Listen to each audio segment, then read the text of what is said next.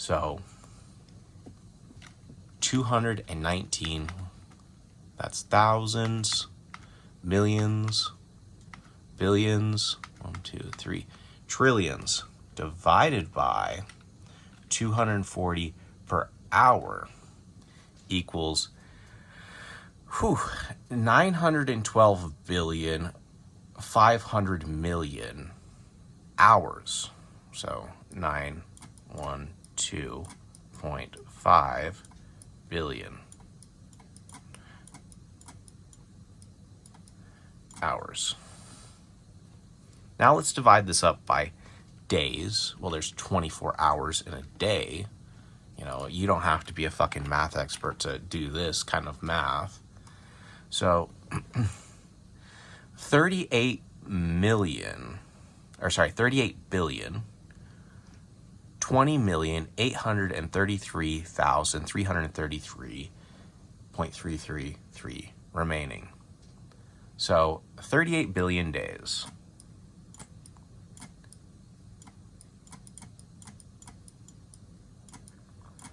$38 billion days. Now, let's divide this up by years, because that's fucking hard to understand, you know. Us humans, we may only live for like 30,000 days, but this guy, he's shiny hunting for 38 billion years at full odds. Interesting.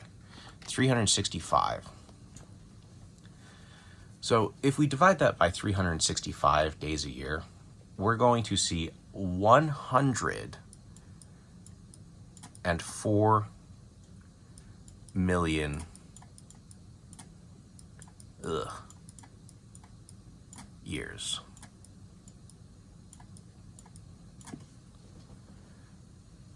So that's how long it would take if you're going to sit there with a Game Boy in your hand and you're checking for a shiny once every 15 seconds. It would take you 104 million years just to get to the full odds. Now, he could find it technically anytime before or after that 104 million years, but you have to really kind of start to understand, if you really put an idea on paper to reality, this is an impossible task. It just is. No one in their right mind has the time to do this. I can't recall how old the Earth is. Isn't it like at least, you know, when it comes to the first species on this planet, it's about 400 million years old, with the whole galaxy itself, or the universe, being like 4 billion years old. So 1/4 of the Earth's existence, it would take for you just to reach full odds. It would. And that's why people like me and other people who have actually shiny hunted and know the odds and know how difficult hunts can be, when we look at odds like this, 1 in 219 trillion, we immediately say impossible. Because even a normal hunt of 1 out of 8,192 could take, you know, 34, 40, 60 hours. It could take like 2 weeks to a month, maybe even 2 months, for a full odds shiny to appear. If you're doing it every day, like 8 hours a day, it could take months.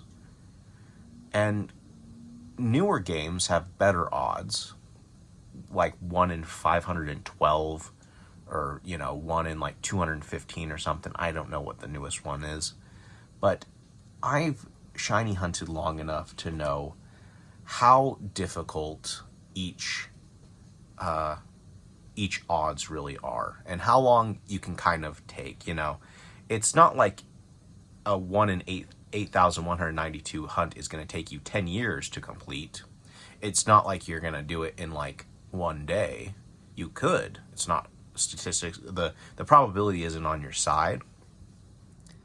But, you know, you can kind of gauge it, and you can kind of understand the more you've hunted and the more you've done it, that a 1 in 512 hunt could take you like 8 hours to 16 hours. And 1 in 8,192 hunt could take you 2 weeks to 2 months. And that's just what I mean when I say you don't understand how blasphemous this is. You don't understand the actual numbers. You have to put this into a tangible idea for people to get, because people just don't know, you know. They think that you can just get in a Pokemon with Synchronize. Well, you can with other shiny hunts, but not with roaming Pokemon. That's why it's a 1 in 219 trillion hunt. And this is just with one of his Pokemon that he has. It would be extremely difficult to shiny hunt perfect IVs, perfect EVs, perfect nature, perfect ability Pokemon in any game beyond Gen 7. Gen 7, it started getting a little bit easier. Gen 8, definitely easier. Gen 9, it's like a cakewalk. But that's how preposterous this all really is, and that's why people talk about it, and that's why people are going to continue to talk about it. Because he straight up cheated. Like, for him to, like, you know, for people not to get it, it's one thing.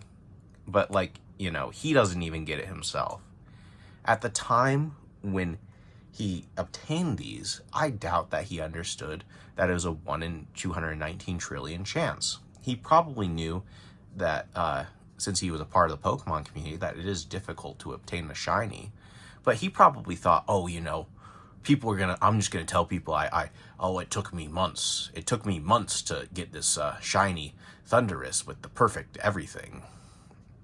And it's just that preposterous. It's just that preposterous. So, if you stumble upon this video and you go through my long spiel, and this video was tangible for you to understand why you might actually be wrong, and why it's all right to question this kind of stuff, because he did. It's like that big of a fucking statistical improbability. And, you know, it's one thing to cheat at a game of Monopoly with your friends. It's another thing to cheat in major competitions where there's money on the line, there's clout on the line, there's sponsorships on the line. It's definitely different, because he took that money away from someone else, and you could easily say, well, that someone else could have been a cheater too, which is true. There are a lot of cheaters in VGC, but if you don't hold these cheaters accountable, then people are going to continue to cheat, and people who are playing honestly are going to get pushed around by cheaters again and again, and that's just not how it's designed to be. You know, you really want a perfect IV Thundurus, you got to sit there and you got to farm it until you get it. Could take you weeks, it could take you months. That's how it was intentionally designed. That's how it was supposed to be done. You definitely didn't do it that way. A lot of people didn't do it that way. But, you know, they're not dumb enough to make their Pokemon shiny, which proves, like, you know, you had a heightened odds Pokemon. And it's like, that's the real point out right there. You were too dumb to have fucking shiny Pokemon. It makes it easily provable that there's something up. So, hope you like this video. You know, not in a million years could he even come close to even obtaining this. Not even in like 100 million years.